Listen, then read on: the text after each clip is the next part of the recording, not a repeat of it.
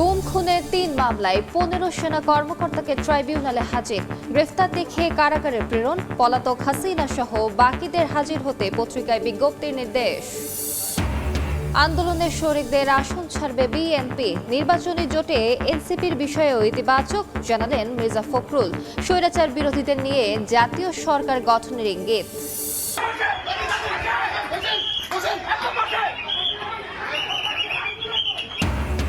মধ্যরাতে উত্তাল বুয়েট। নারীদের নিয়ে কুরুচিপূর্ণ মন্তব্যের অভিযোগে এক শিক্ষার্থীকে সাময়িক বহিষ্কার। বিশ্ববিদ্যালয় প্রশাসনের। অভিযুক্ত আটক। শাহজালালে কার্গো ভিলেজে আগুনে বিপুল ক্ষয়ক্ষতি। বীমা দাবি যাচাইয়ে মাঠে নিয়ন্ত্রক সংস্থা। খোঁড়া যুক্তি মানবেন না ব্যবসায়ীরা। শর্ত পূরণে সহজে অর্থ পাওয়ার আশ্বাস। এবং সরকারি ৪ ব্যাংকে খেলাপি ঋণ ১.৫ লাখ কোটি টাকা। সম্পদ মূল্যায়নে মাঠে নামছে সরকার। চূড়ান্ত সিদ্ধান্ত রাজনৈতিক সরকারকেই নিতে হবে জানালেন অর্থ উপদেষ্টা।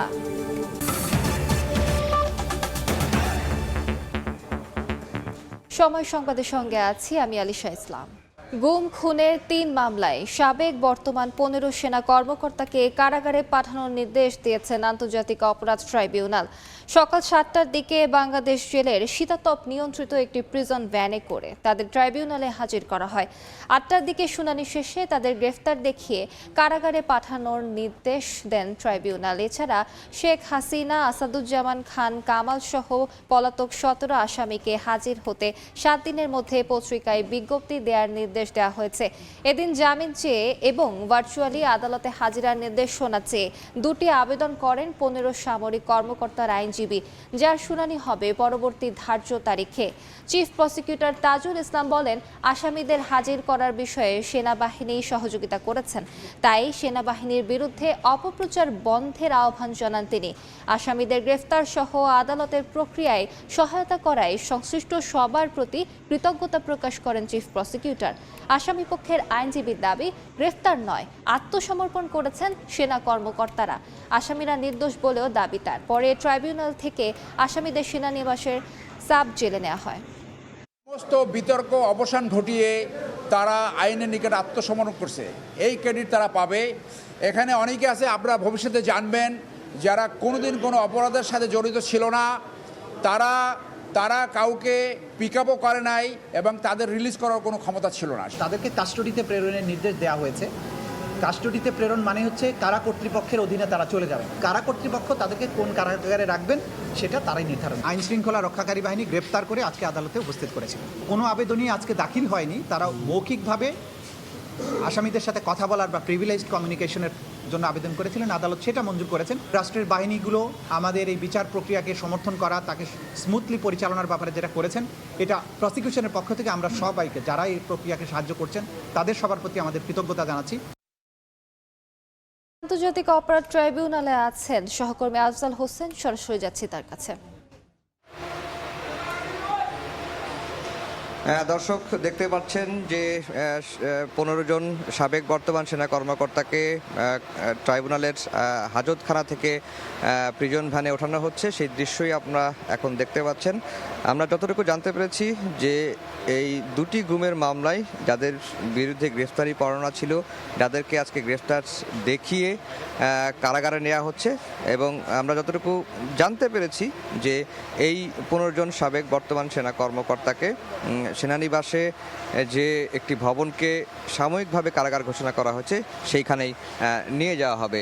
আর এখন তাদেরকে প্রিজন ভ্যানে তোলা হয়েছে, শীতাতপ নিয়ন্ত্রিত প্রিজন ভ্যান, যেই প্রিজন ভ্যানে করেই সকাল 7টার পরে আন্তর্জাতিক অপরাধ ট্রাইব্যুনালে এই 15 জন সামরিক কর্মকর্তাকে ট্রাইব্যুনালে হাজির করা হয়। এবং হাজির করার পরে এই 2টি গুমের মামলা এবং একটি জুলাই আগস্টের হত্যাযজ্ঞের মামলার শুনানি হয়। এবং শুনানির শেষে আজকে এই 15 জন সামরিক কর্মকর্তাকে ট্রাইব্যুনাল গ্রেফতার দেখিয়ে কারাগারে পাঠানোর নির্দেশ দেন। এবং মোট 3টি মামলা, অর্থাৎ 2টি গুমের মামলা, আওয়ামী লীগের আমলে 2টি গুমের মামলা, আর একটি হচ্ছে জুলাই আগস্টের হত্যার মামলা। যেই মামলাটি হচ্ছে রামপুরা এবং বনশ্রী এলাকায় 2014 সালের 19 জুলাই রামপুরা বনশ্রীতে বিজিবি সদস্য যার ছবি আমরা দেখেছি, যে লেফটেন্যান্ট কর্নেল রেদওয়ানুল ইসলাম এবং আরেকজন বিজিবি সদস্য মুহুর্মুহু ছাত্র জনতার উপর গুলি করেছেন। সেই মামলায় সেনা 2 কর্মকর্তা, অর্থাৎ লেফটেন্যান্ট কর্নেল রেদওয়ানুল ইসলাম সহ 2জন সেনা কর্মকর্তা এই মামলায়, অর্থাৎ এই 15 জনের মধ্যে এই 2জন সেনা কর্মকর্তাও রয়েছেন এই জুলাই আগস্টের হত্যাযজ্ঞের মামলায়। আর জুলাই আগস্টের হত্যাযজ্ঞের 1 মামলা এবং গুমের 2 মামলা, মোট এই 3 মামলায় 32 জনের বিরুদ্ধে আন্তর্জাতিক অপরাধ ট্রাইব্যুনাল গত 8 অক্টোবর গ্রেফতারি পরোয়ানা জারি করেছিলেন। এর মধ্যে 15 জন সাবেক বর্তমান সেনা কর্মকর্তা, যাদেরকে ওই গ্রেফতারি পরোয়ানার জারির পরপরই সেনাবাহিনী হেফাজতে নিয়েছিলেন এবং তারা এতদিন হেফাজতে ছিলেন। আজকে 22 অক্টোবর এই মামলার ধার্য তারিখ ছিল এবং এই ধার্য তারিখেই আমরা দেখেছি যে তাদেরকে বাংলাদেশ জেলের যে একটি প্রিজন ভ্যান শীতাতপ নিয়ন্ত্রিত সকাল 7টার পরে তাদেরকে ট্রাইব্যুনালে হাজির করা হয় এবং হাজির করার পরে 8টার দিকে শুনানি হয় এবং শুনানির পরপরই মূলত তাদেরকে গুমের 2টি মামলা এবং মানবতা বিরোধী একটি মামলা, অর্থাৎ জুলাই আগস্টের মানবতা বিরোধী 1 মামলায় তাদেরকে গ্রেফতার দেখিয়ে কারাগারে পাঠানোর দিন ধার্য করা হয়েছে, কারাগারে পাঠানোর নির্দেশ দেওয়া হয়েছে। গুমের 2 মামলার পরবর্তী শুনানির তারিখ ধার্য করা হয়েছে 20 নভেম্বর। আর জুলাই আগস্টের রামপুরায় 28 জনকে হত্যার মামলার পরবর্তী দিন ধার্য করা হয়েছে 5 নভেম্বর। আর 32 জন আসামির মধ্যে যেহেতু 15 জন আসামিকে আজকে কারাগারে পাঠালেন আন্তর্জাতিক অপরাধ ট্রাইব্যুনাল, বাকি আরও 17 জন আসামি রয়েছেন। সাবেক প্রধানমন্ত্রী শেখ হাসিনা, আসাদুজ্জামান খান কামাল এবং র্যাবের সাবেক 3 জন মহাপরিচালক, অর্থাৎ বেনজির আহমেদ সহ 3 জন মহাপরিচালক এবং 2 জন থানার ভারপ্রাপ্ত কর্মকর্তা, রামপুরা থানার ভারপ্রাপ্ত কর্মকর্তা সহ 2 জন পুলিশের ভারপ্রাপ্ত কর্মকর্তা বা ওসি, এই 17 জন পলাতক রয়েছেন। তাদেরকে হাজির হতে 7 দিনের মধ্যে আন্তর্জাতিক অপরাধ ট্রাইব্যুনালের আইন অনুযায়ী 2টি পত্রিকা, একটি বাংলা এবং একটি ইংরেজি পত্রিকায় বিজ্ঞপ্তি দেওয়ার নির্দেশ দিয়েছেন এবং যেটি আদালত বলেছেন যে এই সময়ের মধ্যে তারা হাজির না হলে তাদের অনুপস্থিতিতেই বিচার চলবে। আর যেটি বলে রাখে যে আজকের এই আদালতের প্রক্রিয়ার পরে chief prosecutor advocate Tajul Islam কথা বলেছেন। তিনি যেটি বলেছেন যে এই 15 জন সেনা কর্মকর্তাকে গ্রেফতার বা আদালতে আনার প্রক্রিয়ার সঙ্গে যারা জড়িত তাদের প্রতি তিনি কৃতজ্ঞতা প্রকাশ করেছেন এবং দেশপ্রেমিক সেনাবাহিনী নিয়ে এই কদিনে যে নানা ধরনের অপপ্রচার হয়েছে, গুজব ছড়ানো হয়েছে, সেটি থেকে যেন মানুষ বিরত থাকে সেই আহ্বানটি কিন্তু চিফ প্রসিকিউটর জানিয়েছেন। এবং চিফ প্রসিকিউটরকে প্রশ্ন করা হয়েছিল যে আসামিদেরকে কেন শীতাতপ নিয়ন্ত্রিত প্রিজন ভ্যানে ট্রাইব্যুনালে হাজির করা হলো, তখন এর জবাবে চিফ প্রসিকিউটর যেটি বলেছেন যে আসামিকে কিভাবে কারা কর্তৃপক্ষ বা গ্রেফতারকারী সংস্থা ট্রাইব্যুনালে হাজির করবেন সেটি আসলে তাদের সিদ্ধান্ত। এখানে ট্রাইব্যুনাল এবং ট্রাইব্যুনালের প্রসিকিউশনের কোনো কিছু বলার নাই। এবং আজকের এই বিচার প্রক্রিয়া বা শুনানির পরে 15 জন সামরিক কর্মকর্তার আইনজীবী ব্যারিস্টার সরওয়ার হোসেন কথা বলেছেন। তিনিও একসময় সামরিক কর্মকর্তা ছিলেন। তিনি যেটি বলেছেন যে তাদের যে এই 15 আসামিকে ট্রাইব্যুনালে হাজির করে গ্রেফতার করে দেখিয়ে কারাগারে পাঠানোর নির্দেশ দিয়েছেন, এই 15 জন আসামি আসলে নির্দোষ। তারা প্রকৃতভাবে গুম খুনের সঙ্গে জড়িত ছিলেন না। যারা প্রকৃতভাবে গুম খুনের সঙ্গে জড়িত ছিলেন যেই সামরিক কর্মকর্তারা, তারা দেশ থেকে এরই মধ্যে পালিয়ে গেছেন। যেহেতু এই 15 জন পালাননি, সে কারণে তারা নির্দোষ এবং তারা আইনের প্রতি শ্রদ্ধাশীল। তাদেরকে আজকে গ্রেফতারও করা হয়নি। তারা শুধুমাত্র আইনের প্রতি শ্রদ্ধাশীল হয়ে ট্রাইব্যুনালে এসে আত্মসমর্পণ করেছেন। অর্থাৎ 2টি বিষয়। চিফ প্রসিকিউটর বলছেন যে এই 15 জন সামরিক কর্মকর্তাকে গ্রেফতার করে ট্রাইব্যুনালে হাজির করা হয়েছে এবং আসামি পক্ষের আইনজীবী অর্থাৎ সামরিক কর্মকর্তাদের আইনজীবী যেটি বলছেন, তাদেরকে গ্রেফতার করা হয়নি, তারা আত্মসমর্পণ করেছেন। সে সময় সাংবাদিকরা পাল্টা একটি প্রশ্ন করেছিল, যদি আসামিরা আত্মসমর্পণ করে থাকে তাহলে তাদেরকে বাংলাদেশ কারা কর্তৃপক্ষের প্রিজন ভ্যানে করে কেন ট্রাইব্যুনালে হাজির করা হলো, সেই প্রশ্নের সদুত্তর তিনি দিতে পারেননি। এবং আজকে আসামি পক্ষ থেকে বেশ দুটি আবেদন হয়েছে বলে আমরা জানতে পেরেছি, এবং সেটি আসামি পক্ষের আইনজীবীরা আমাদেরকে বলেছেন। একটি আবেদন হচ্ছে যে এই 15 জন সামরিক কর্মকর্তার জামিন চেয়ে আবেদন করেছেন। আরেকটি আবেদন হচ্ছে যে সাবজেল বা কারাগার, যেই কারাগারেই আসামিদেরকে রাখা হোক না কেন, সেখান থেকে যেন ট্রাইব্যুনালে ভার্চুয়াল মাধ্যমে হাজিরা দিতে পারেন, সেই সুযোগটুকু চাওয়া হয়েছে। এবং ট্রাইব্যুনাল তখন বলেছেন যে যেহেতু আজকে তাদেরকে হাজির করা হয়েছে, তাদেরকে কারাগারে পাঠানো হয়েছে, মামলার পরবর্তী ধার্য তারিখে এই আসামিদের জামিন বিষয়ে এবং ভার্চুয়ালি হাজিরা দেওয়ার বিষয়ে যে আবেদনটি আছে বা রেজিস্ট্রার কার্যালয়ে যেটি জমা এরই মধ্যে আসামিপক্ষ দিয়েছেন, সেটির শুনানি হবে। অর্থাৎ আগামী 20 নভেম্বর এই মামলায় এই 15 জন সামরিক কর্মকর্তা এবং এর মধ্যে 2 জনের সামরিক কর্মকর্তার জামিন আবেদনের বিষয়ে 20 নভেম্বর এবং 5 নভেম্বর শুনানির দিন ধার্য হবে।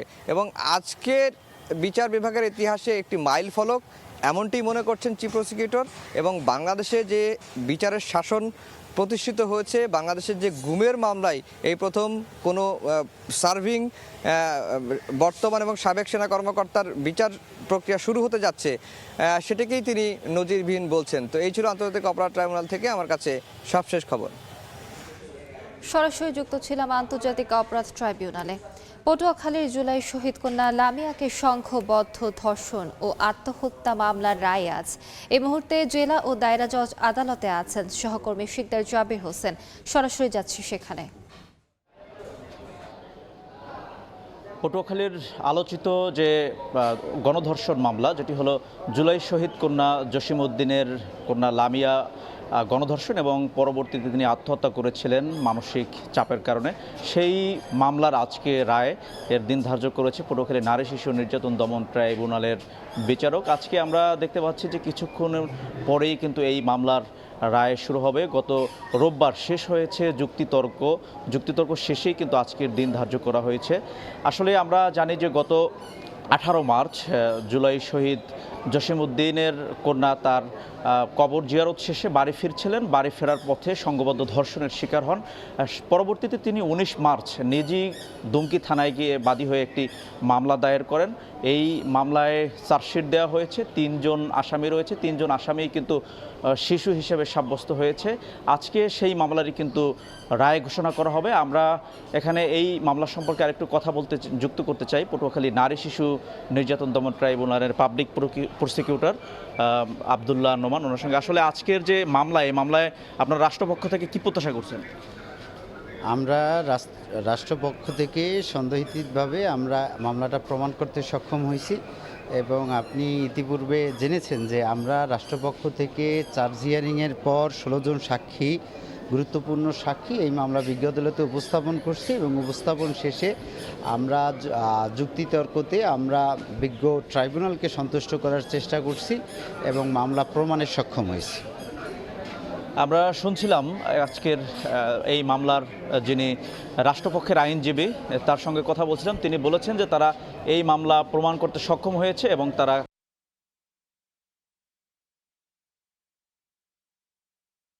সরাসরি যুক্ত ছিলাম পটুয়াখালীতে। অন্য প্রসঙ্গ, যুগপৎ আন্দোলনের শরিকদের কয়টি আসন ছেড়ে দেওয়া হবে তা এখনো চূড়ান্ত হয়নি। আলোচনার মাধ্যমে নির্বাচনী আসন ছাড় দেবে বিএনপি। সময় সংবাদকে দেয়া সাক্ষাৎকারে এ কথা জানিয়েছেন বিএনপির মহাসচিব মির্জা ফখরুল ইসলাম আলমগীর। বলেন, নির্বাচনী জোটে এনসিপি আসবে কিনা তা জানতে অপেক্ষা করতে হবে। স্বৈরাচার বিরোধী আন্দোলনের শরিকদের নিয়ে জাতীয় সরকার গঠনের ইঙ্গিত দেন মির্জা ফখরুল। আহমেদ সালেহের রিপোর্ট। একাদশ জাতীয় সংসদ নির্বাচনের পর 20 দলীয় জোট বিলুপ্ত করে আওয়ামী লীগ সরকারের বিরুদ্ধে যুগপৎ আন্দোলনে নামে বিএনপি ও তার মিত্ররা। আলাদা আন্দোলন করলেও তাদের কর্মসূচির ধরন ছিল প্রায় একই রকম। 24-এর অভ্যুত্থানের পর ডক্টর মোহাম্মদ ইউনূসের নেতৃত্বে অন্তর্বর্তী সরকার গঠন হলে সামনে আসে কবে হবে জাতীয় নির্বাচন। 2026 সালের ফেব্রুয়ারি মাসে জাতীয় নির্বাচন অনুষ্ঠানের আয়োজন করেন। আগামী ফেব্রুয়ারিতে নির্বাচনের ঘোষণায় ভোটের প্রস্তুতি নিচ্ছে রাজনৈতিক দলগুলো। একই সঙ্গে চলছে জোট ও আসন বিন্যাস নিয়ে দেন দরবার। নির্বাচনী জোট ও আসন বন্টন নিয়ে বিএনপির ভাবনার বিষয়ে সময় সংবাদকে দলটির মহাসচিব জানান, জোট নিয়ে না ভাবলেও শরিক দলগুলোর আসন বন্টন নিয়ে চলছে আলোচনা। ক্ষমতায় গেলে গঠন হবে জাতীয় সরকার। এই ব্যাপারে আলোচনা হচ্ছে, কোনো সুনির্দিষ্ট কোনো সংখ্যা নির্ধারিত হয়নি। যে দলগুলোর সঙ্গে আমরা যুগপৎ আন্দোলন করেছি, সেখানে কিন্তু আমাদের একটা আন্ডারস্ট্যান্ডিংয়ের মধ্য দিয়েই করেছি যে আমরা যুগপৎ আন্দোলন করব, নির্বাচন করব, নির্বাচনের পরে যে দলগুলো আমরা আন্দোলন করেছিলাম তাদেরকে নিয়ে আমরা একটা ন্যাশনাল গভর্নমেন্ট তৈরি করবো। আমরা তো ওই জায়গাতেই আছি, এখন ওখান থেকে সরিনি। সুতরাং জোট হবে কি না এটা আমরা এখনো বলতে পারছি না। জাতীয় সরকারে এখন আমাদের সঙ্গে যারা থাকবেন, একমত হবেন, তারাই আসবে। ইসলামী দলগুলোর জোট নিয়ে বিএনপির মাথা ব্যথা নেই বলেও জানান মির্জা ফখরুল। বিএনপির রাজনৈতিক জোটে এনসিপি যুক্ত হতে পারে কিনা এমন প্রশ্নের জবাবে ইতিবাচক ছিলেন মির্জা ফখরুল।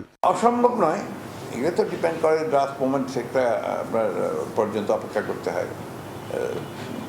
এই ধরনের জোট টোটের ব্যাপারে লাস্ট মোমেন্ট পর্যন্ত অপেক্ষা করতে হয়। একটা হচ্ছে আপনার জামাত ইসলাম, এনসিপি আর বোধহয় ইসলামী আন্দোলন আছে, তিনটা দল। তারা তো আপনার সেই ধরনের জোট তো তারা করেন, এবং এনসিপি তো বলেই দিয়েছে যে তারা নির্বাচনে আসবে। জামাত ইসলাম বলেছে নির্বাচনে আসবে। জামাত ইসলাম তো নির্বাচনে বিলবোর্ড টিলবোর্ড সব লাগিয়ে দিয়েছে, দেখলেন তো। মনোনয়ন প্রত্যাশীদের বিষয়ে মির্জা ফখরুল জানালেন, কিছু প্রক্রিয়ার মধ্য দিয়ে বাছাই করা হবে কারা হবে বিএনপির প্রার্থী। নমিনেশনের ব্যাপারে এখনো কিছুই হয়নি। এগুলো আপনারা জানবেন যখন আমরা এটা জানাবো, বা তার জন্য কতগুলো প্রক্রিয়া আছে, সেই প্রক্রিয়াগুলো শেষ হলেই আমরা জানাবো। নির্বাচনের সময়ে অন্তর্বর্তী সরকারের নিরপেক্ষতা নিয়ে নিজেদের অবস্থান পুনর্ব্যক্ত করেন বিএনপি মহাসচিব। তাদের এখনই সময় যে তাদের সব কেয়ারটেকার গভর্নমেন্টভাবে তাদেরকে যেন সবাই বুঝতে পারে, দেখতে পারে, এটা এখন কাজ শুরু করে দেওয়া উচিত আর কি, কেয়ারটেকার গভর্নমেন্ট হিসেবে। আহমেদ সালেহীন, সময় সংবাদ, ঢাকা। ধর্ষণ, বোরকা, হিজাব ও নারীদের নিয়ে কুরুচিপূর্ণ মন্তব্যের অভিযোগে বাংলাদেশ প্রকৌশল বিশ্ববিদ্যালয় বুয়েটের শিক্ষার্থী শ্রীশান্ত রায়কে সাময়িক বহিষ্কার করেছে বিশ্ববিদ্যালয় প্রশাসন। এরই মধ্যে ওই অভিযুক্তকে আটক করেছে পুলিশ। মঙ্গলবার রাত 11টার দিকে ছাত্র কল্যাণ পরিদপ্তরের সামনে জড়ো হয়ে বিক্ষোভ শুরু করেন বিশ্ববিদ্যালয়ের শিক্ষার্থীরা। অভিযুক্ত শিক্ষার্থীকে গ্রেফতার এবং স্থায়ী বহিষ্কারের দাবি জানান তারা। শিক্ষার্থীদের আন্দোলনের মুখে তাৎক্ষণিক ব্যবস্থা নেয় বুয়েট প্রশাসন। এছাড়া বিশ্ববিদ্যালয়ের পক্ষ থেকে মামলা দায়েরের প্রক্রিয়া চলছে বলে জানা গেছে। অভিযুক্ত শিক্ষার্থী শ্রীশান্ত রায় বুয়েটের তড়িৎ ও ইলেকট্রনিক প্রকৌশল বিভাগের 21 ব্যাচের ছাত্র ও আসানুল্লাহ হলের আবাসিক শিক্ষার্থী। বিমানবন্দরের কার্গো ভিলেজে অগ্নিকাণ্ডের বীমা দাবি মেটাতে কাজ শুরু করেছে নিয়ন্ত্রক সংস্থা। তবে ব্যবসায়ীদের হুঁশিয়ারি, কোম্পানিগুলো গোজামিলের যুক্তি দাঁড় করালে মানবেন না তারা। পলিসির শর্ত পূরণ করা থাকলে টাকা পেতে বেগ পেতে হবে না বলে আশ্বাস দিয়েছে বীমা উন্নয়ন ও নিয়ন্ত্রণ কর্তৃপক্ষ। ফরহাদুর রহমানের রিপোর্ট। হযরত শাহজালাল আন্তর্জাতিক বিমানবন্দরের কার্গো ভিলেজে অগ্নিকাণ্ডে ক্ষয়ক্ষতি ধীরে ধীরে ফুটে উঠছে টাকার অঙ্কে। প্রায় $1 বিলিয়ন বা 12,000 কোটি টাকার ক্ষতি ইতিমধ্যেই আমরা মুখোমুখি হয়েছে বলে আমরা মনে করছি। আমরা এখন পর্যন্ত যে রিপোর্ট পেয়েছি তাতে আমরা লিখিত রিপোর্ট পেয়েছি, তাতে আমাদের সংগঠনের যারা মেম্বার আছে তাদের 23 কোটি টাকার মালামাল পুড়ে গিয়েছে। শুধু র ম্যাটেরিয়ালের দাম আছে 200 কোটি টাকার উপরে। এরপর আবার এটার কিন্তু আমরা এআইটি, ভ্যাট এগুলো অলরেডি পে করেছি, যেটা হিসাব করলে এটা 250 থেকে 300 কোটি টাকার পর্যায়ে চলে যাবে। ঠিক কত টাকার মালামাল পুড়েছে এখনো সঠিকভাবে নিরূপণ না হলেও আমদানি রফতানিকারকদের দাবি বিপুল ক্ষতির বড় অংশ রয়েছে বীমার আওতায়। ইন্স্যুরেন্সটাই আসলে তার কিন্তু বিজনেসের একটা পার্ট। যদি সেটা 100% দেয়, সেই কিন্তু নিরাপদ থাকতে পারে। আমরা অনুরোধ করব যে এইটা নিয়ে যেন সরকার প্রয়োজনীয় ব্যবস্থা নেয়। বীমা থাকায় আর্থিক ক্ষতি কাটিয়ে কিছুটা সহজ হওয়ার ভরসা পেলেও বাংলাদেশ এক্সপোর্টার্স অ্যাসোসিয়েশনের হুঁশিয়ারি, গোজামিল তথ্যের ভিত্তিতে বীমা কোম্পানিগুলো কোনো যুক্তি দাঁড় করালে তা প্রত্যাখ্যান করবে ব্যবসায়ীরা। কোনোভাবেই যেন কোনো তালবাহানা দিয়ে এই বীমার ক্লেম পরিশোধ করতে যেন বিলম্ব না করে, এইটা অন্তত আমি বাণিজ্য উপদেষ্টা সহ সরকারের অর্থ উপদেষ্টা সংশ্লিষ্ট যারা আছেন সবাইকে অনুরোধ করব। বীমা সংশ্লিষ্টরা বলছেন, পলিসির শর্ত কাভার করা থাকলে সহজেই দাবির টাকা পাবেন ক্ষতিগ্রস্তরা। 12,000 কোটি টাকারই 100% আসলে কাভারেজ আছে কিনা, তাহলে তো ব্যবসায়ীদের কোনো লসে নেই, বিমা কোম্পানিগুলো দিয়ে দেবে। আবার বিমা কোম্পানিগুলো কিন্তু শুধু যে তারা দেবে এমন না, এটা সাধারণ বিমা একটা অংশ দেবে আপনার রিইন্স্যুরেন্সের, আবার যদি বিদেশি কোনো কোম্পানির সাথে করে থাকে সেটাও পাবে। বিমার আওতায় থাকা পণ্য ও অবকাঠামোর ক্ষয়ক্ষতি পরিমাপে এরই মধ্যে কাজ শুরু করেছে বিমা উন্নয়ন ও নিয়ন্ত্রণ কর্তৃপক্ষ IDRA। অনেক সময় দেখা যাচ্ছে যে রিইন্স্যুরেন্সের মানে যদি করা থাকে সাধারণ বীমা কর্পোরেশনের সাথে, সেই ক্ষেত্রে একটু দেরি হতে পারে অনেক সময়। তো সেই ক্ষেত্রে কোম্পানিগুলো তাদের নিজেদের টাকা দিয়ে সেটেল করে তারপরে হচ্ছে SBCর সাথে যতটুকু একটু সময় লাগে কাগজপত্রে, সেটা তারা নিজেরাই সেই রিস্কটা কাভারেজ দিতে পারে। যারা ব্যবসায়ী তাদের জন্য তো একটা লসের ব্যাপার, তো জিনিসটা যেন তাড়াতাড়ি কাভার হয় এই সময়ে, সে ব্যাপারে অবশ্যই IDRA দিক নির্দেশনা থাকবে যে যাতে ক্লেমগুলো দ্রুত সেটেল করা হয়। যেসব ব্যবসায়ীদের বীমা করা নেই তাদের জন্য সরকারকে বিশেষ তহবিল গঠন করে ক্ষতিপূরণ দেওয়ার দাবি ব্যবসায়ীদের। ফরহাদুর রহমান, সময় সংবাদ, ঢাকা। সরকারি 4টি ব্যাংকের খেলাপি ঋণ দাঁড়িয়েছে 1.5 লাখ কোটি টাকায়।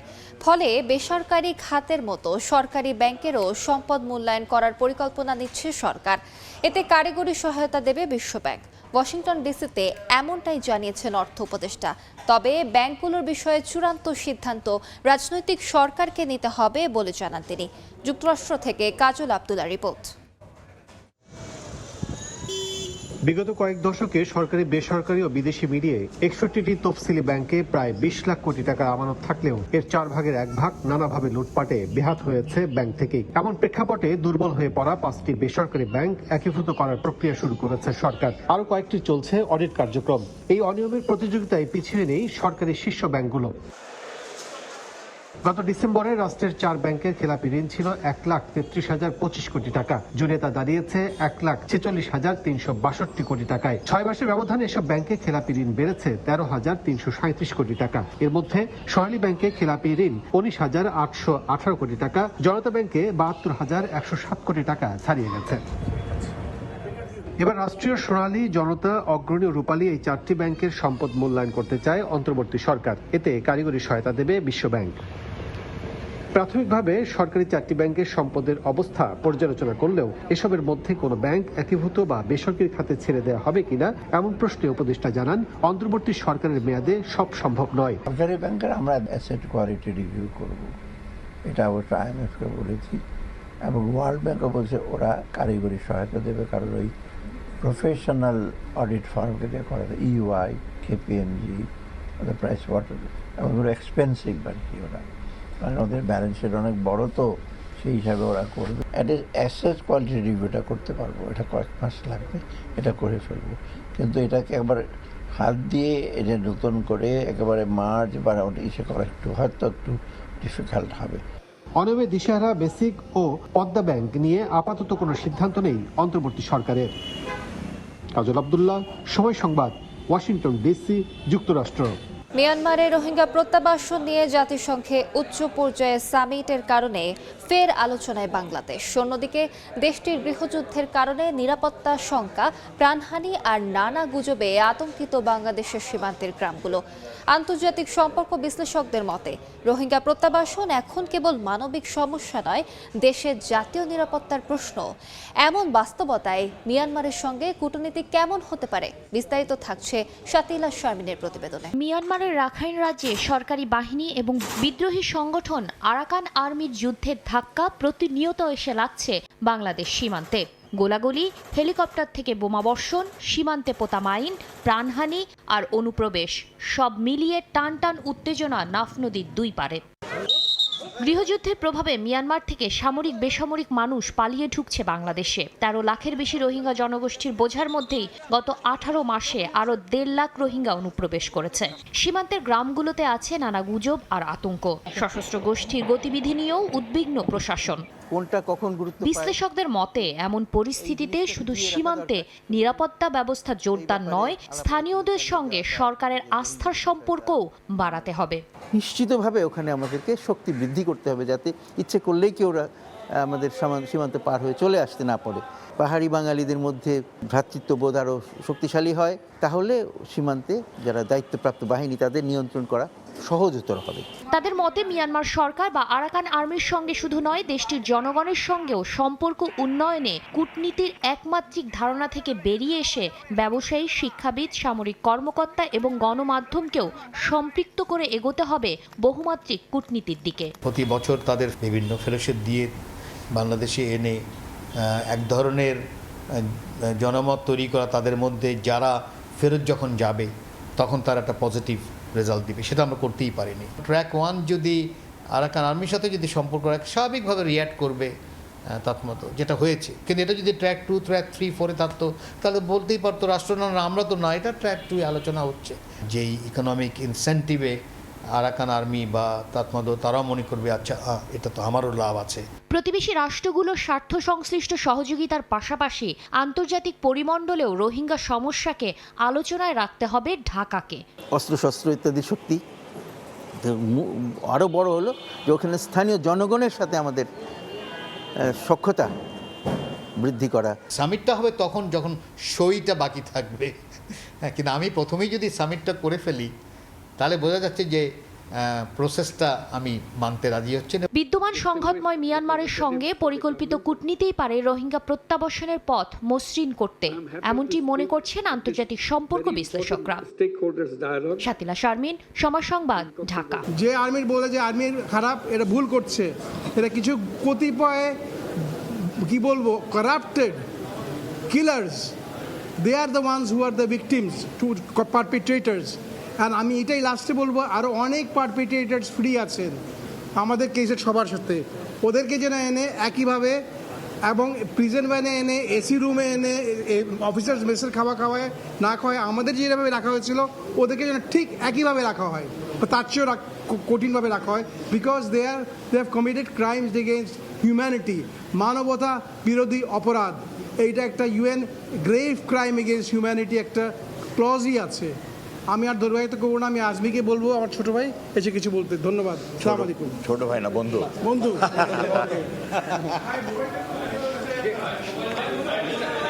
জেনারেল আজমি, আপনার কাছে একটা প্রশ্ন আছে, আপনার তো প্রতিক্রিয়া জানাবেন। সেটা হচ্ছে এই সামরিক কর্মকর্তাদের যারা আইনজীবী ছিলেন তারা এখানে ব্রিফ করেছেন, তাদের বক্তব্য হচ্ছে আন্তর্জাতিক অপরাধ ট্রাইব্যুনালের সংশোধিত আইনে যে বিশেষ সি সংযুক্ত হয়েছে সেই অনুযায়ী তারা চাকরিতে থাকতে পারেন না, আইন অনুযায়ী।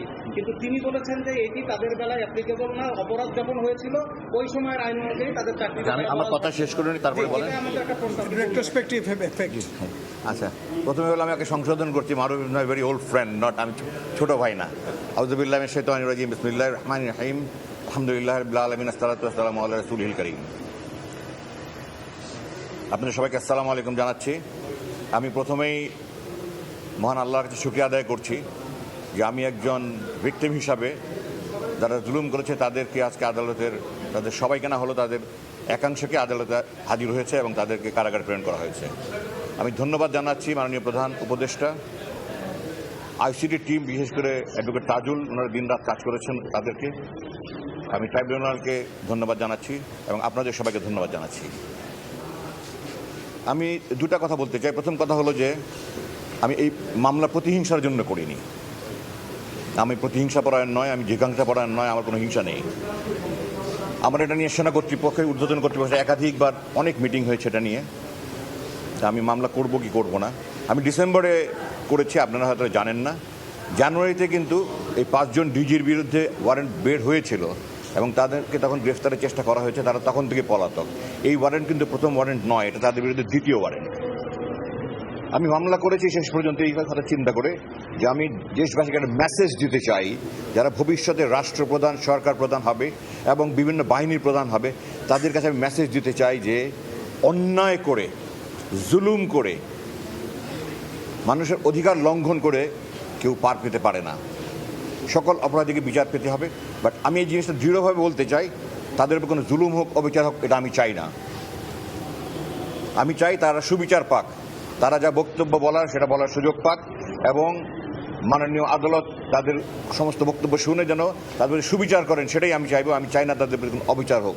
যে যতটুকু করেছে তার যতটুকু পাওনা সে যেন পেয়ে যায়, বাকি আখিরাতের কথা পরে থাকবে। আমার দ্বিতীয় মেসেজ হলো, যেটা আমার আগে বলে গেছেন, আমি আজকে সকালে স্ট্যাটাস দিয়েছি, এই জন্য আমি হাজার হাজার মানুষের কাছে গালি খাচ্ছি ফেসবুকে। আমি সেনাবাহিনীকে কেন ডিফেন্ড করতে চাই, এই যে 25 জন অপরাধীর বিরুদ্ধে ওয়ারেন্ট ইস্যু হয়েছে, এরা একজনও কিন্তু সেনাবাহিনীর অভ্যন্তরে থেকে কোনো অপরাধ করার কারণে ওয়ারেন্ট বের হয়নি।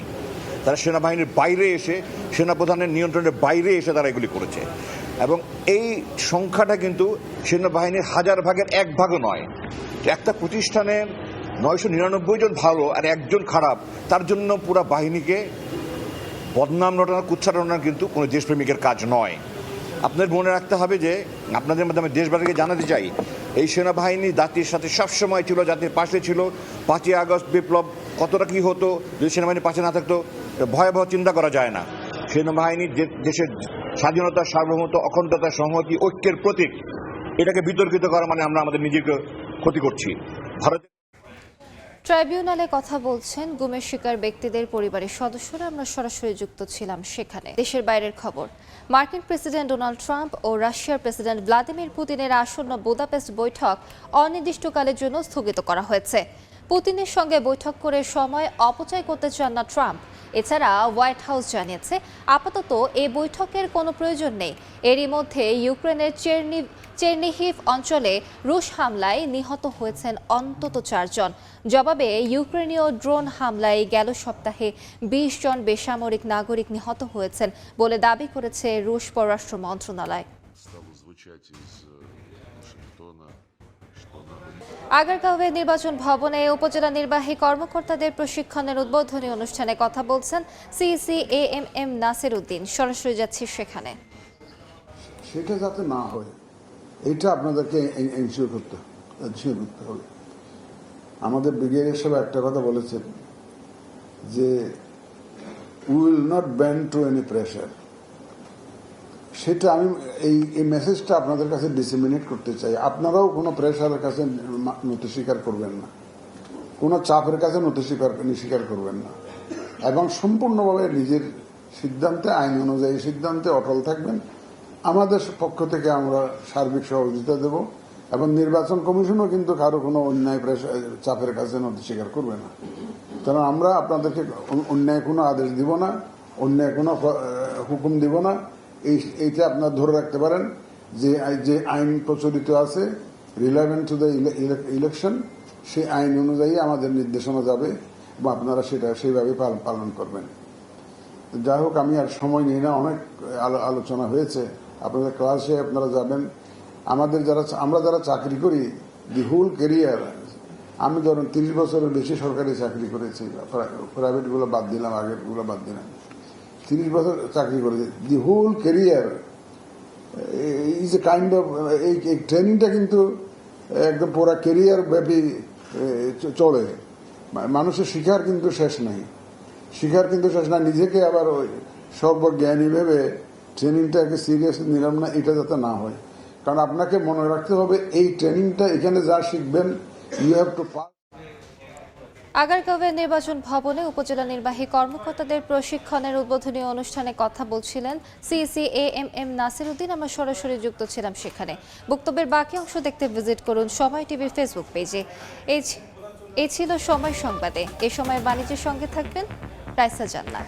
ধন্যবাদ আলিশা। এ সময়ের বাণিজ্য নিয়ে আসছে কিছুক্ষণ পরে, সঙ্গেই থাকুন সময়।